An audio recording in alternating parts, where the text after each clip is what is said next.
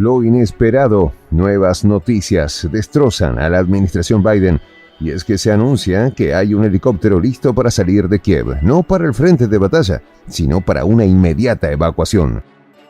La información salió a la luz por manos del ex asesor de Kuchma Soskin, al precisar que Zelensky está dispuesto a escapar, cerrando con esto el juego geoestratégico del presidente estadounidense. Se viene. En un inesperado giro de la guerra en Ucrania, el exagente de la CIA Larry Johnson advierte que Zelensky podría enfrentar muy pronto un golpe de estado orquestado por la CIA, pues tras volverse inútil para los fines de Occidente, ahora será desechado en favor de Zaluzny, quien finalmente pactará el final de la guerra con Rusia.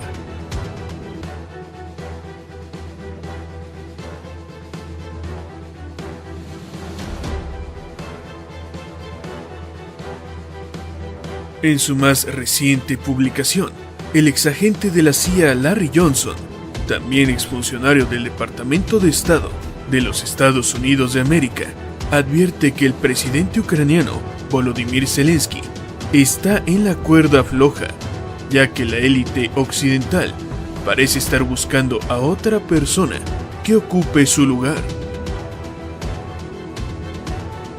Las señales de una lucha interna en Ucrania se han manifestado recientemente en el abierto desafío del comandante en jefe de sus Fuerzas Armadas, el general Valery Zaluzny, a los planes de guerra ininterrumpidos de Volodymyr Zelensky y la posterior, misteriosa muerte de un estrecho colaborador de Zaluzny nos indica que ambos líderes se enfrentarán eventualmente para hacerse con el poder definitivo en Ucrania. Y es que históricamente, Zelensky no ha sido más que un títere, un comediante convertido en político, y de allí hiperinflado hasta el estatus de héroe, en medio de una guerra perdida, y que ahora se aferra al poder al negarse a celebrar elecciones libres, tal y como exigen sus principales aliados, los Estados Unidos, el Reino Unido, Alemania y Francia. Simplemente Zelensky está tratando de alargar artificialmente sus horas en el poder. Por su parte, Larry Johnson, veterano de la Agencia Central de Inteligencia de los Estados Unidos o CIA, cree que la mano invisible de Occidente está orquestando lo que podría desembocar en un golpe de Estado o cambio de régimen en Ucrania. Que Volodymyr Zelensky, el primer ministro ucraniano, ha cancelado una visita que iba a tener lugar hoy a Israel después de una filtración de la misma. El presidente de Ucrania no va a llegar hoy a Israel como estaba previsto inicialmente. La noticia de su llegada se filtró durante el fin de semana, lo que ha provocado el aplazamiento. Fuentes diplomáticas. Se ve una fotografía en la que John Kirby dijo en la jornada de ayer dos cuestiones clave. Joe Biden, hablando por Joe Biden, como si fuese el ventríloco, John Kirby dice: Joe Biden no cree que los ataques de Israel constituyan una violación del derecho internacional. No es menor. Primero, porque han empezado a llegar las denuncias contra Israel en la Corte Penal Internacional. Segundo, por las amenazas, por las advertencias, las denuncias de Amnistía Internacional diciendo que se están utilizando, al menos en 9 ocasiones, fósforo blanco en determinados ataques desde Israel. Fósforo blanco, crimen de guerra. Al menos es lo que dijo Estados Unidos cuando se suponía que Rusia lo estaba utilizando en Ucrania. De tal manera que la fotografía no es menor de lo que John Kirby está poniendo en boca de Joe Biden. ¿De verdad se están cometiendo crímenes que estén rompiendo el derecho internacional en la guerra de Israel? Ese es uno de los puntos claves, lo decíamos ayer. ¿Corte Penal Internacional? ¿Se imaginan una orden de detención internacional contra Netanyahu? Benjamin Netanyahu jamás pensó que el peor golpe que recibiría en noviembre no vendría de Hamás ni del movimiento chií libanés, sino más bien de Estados Unidos. Y sí, la potencia del norte acaba de decidir que el apoyo a la guerra contra Palestina ya no es su asunto. De hecho, el círculo de Biden amenaza con vetar el proyecto republicano que beneficiaría a Israel en el conflicto. ¿Cuál fue el paso equivocado de Netanyahu para perder el apoyo del ala demócrata? ¿El abuso contra Gaza?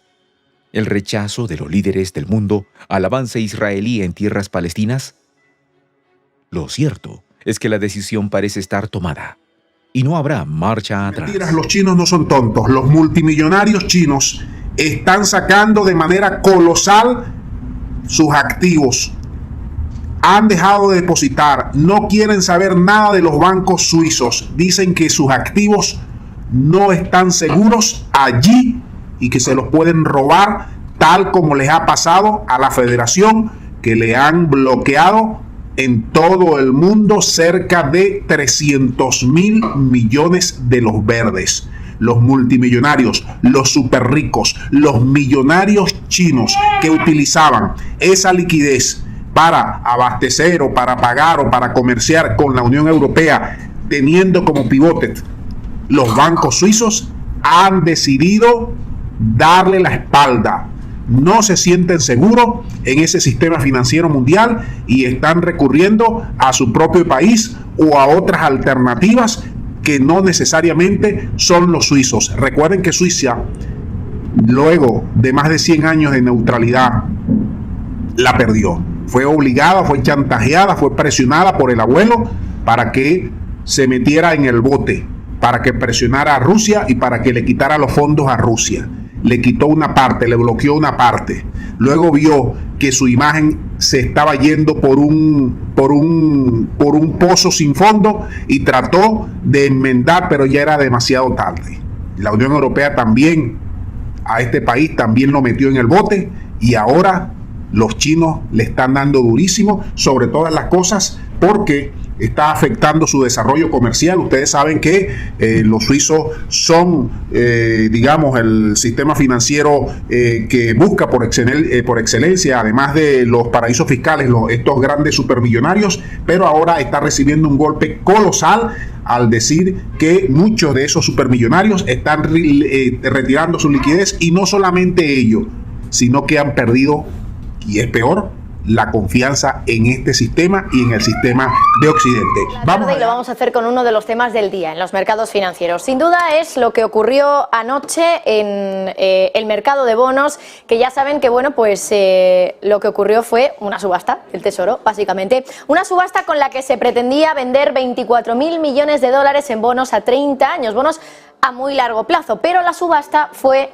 un desastre, la demanda fue muy baja y eso demostró que bueno, pues quizá no había tanta hambre por la renta fija, por la deuda en el mercado y por toda la deuda que, por cierto, tiene que emitir el Tesoro de los Estados Unidos, que parece que esa hambre de seguir emitiendo deuda no va a ser saciada. Lo que en última instancia...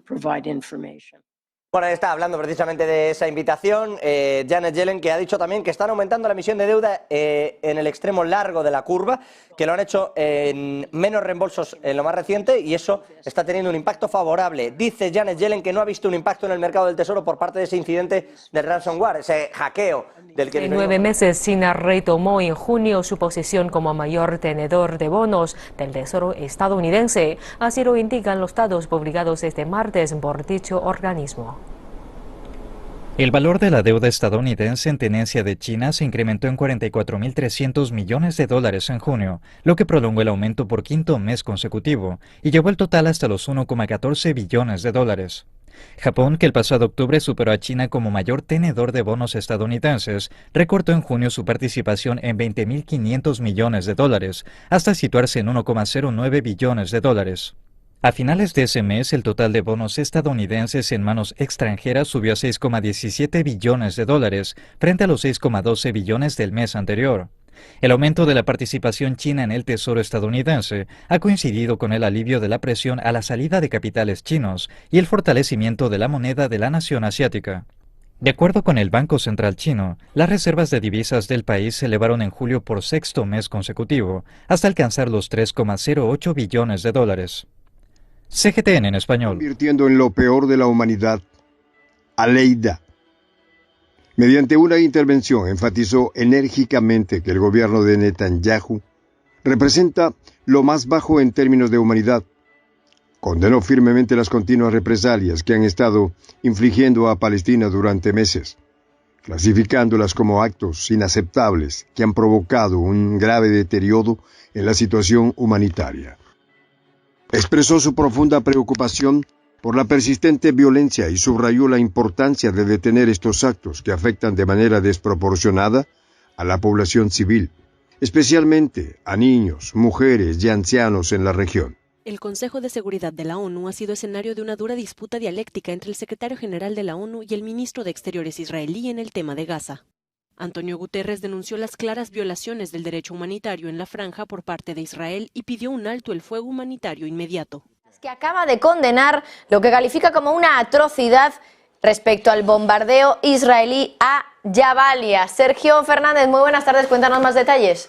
Muy buenas, Marta. Sigue la polémica entre Israel y las Naciones Unidas después de las palabras de la semana pasada del secretario general, después de las palabras de Antonio Guterres. Hoy ha sido el subsecretario Martin Griffiths el que ha dicho que el mundo parece incapaz e incluso reacio a un alto el fuego humanitario. Además, también ha sacado en un comunicado, pues básicamente ha comentado que condena los ataques dirigidos al campamento de Jabalia en la franja de Gaza, que han matado a decenas de palestinos en un ataque que, según Israel, estaba dirigido a un líder de Hamas. El propio Griffiths ha dicho que estas son las últimas atrocidades infligidas al pueblo de Gaza, mientras los combates han entrado en una fase aún más aterradora, con consecuencias humanitarias cada vez más horrendas. Dice el propio Griffiths que el mundo parece incapaz de poner fin a esta guerra. Como decimos, siguen las acusaciones por parte de las Naciones Unidas. Por cierto, hay más noticias de última hora que también tenemos que comentar. Antes hablábamos de una posible reunión entre Joe Biden y Xi Jinping, donde seguro que se va a hablar a mediados de este mes de noviembre del conflicto en Israel, y sobre el conflicto en Israel parece que se está pronunciando ahora China, y es que quiere una conferencia de paz para el conflicto palestino. Sí, antes precisamente hablábamos de una cuestión bastante parecida con Turquía e Irán, que están manteniendo una reunión conjunta precisamente hablando de esto, de una conferencia de paz, y ahora ha sido China la que ha pedido, la que apoya una convocatoria de una conferencia de paz internacional amplia y autorizada. Dice que tiene que ser lo antes posible, sobre todo para impulsar la cuestión palestina hacia una solución de dos estados, precisamente lo que decía Putin hace ya varias semanas. Esto es lo que ha dicho. El ejército de Netanyahu se ensañó con la niña que puso de rodillas el apartheid sionista y fue a secuestrarla de Gaza. En territorios donde no existe Hamas, las tropas fascistas de Israel cometen cada vez más actos de violencia ilegal contra la población civil. Mirar también a una noticia, en este caso de última hora, que tiene que ver con Giorgia Meloni, con la primera ministra de Italia, y es que habría sufrido un engaño telefónico, una llamada, en este caso de un impostor ruso, enseguida se lo comentamos en detalle, pero el titular es que en esa llamada ha reconocido que Europa está cansada de Ucrania. Les cuento. Quien se ha ganado fama a punta de una política maquiavélica llena de intrigas y golpes de Estado, ha cumplido ya 100 años de vida, pudiendo ver en este tiempo cómo el mundo se transformaba desde la Primera Guerra Mundial hasta las tensiones actuales de la geopolítica mundial.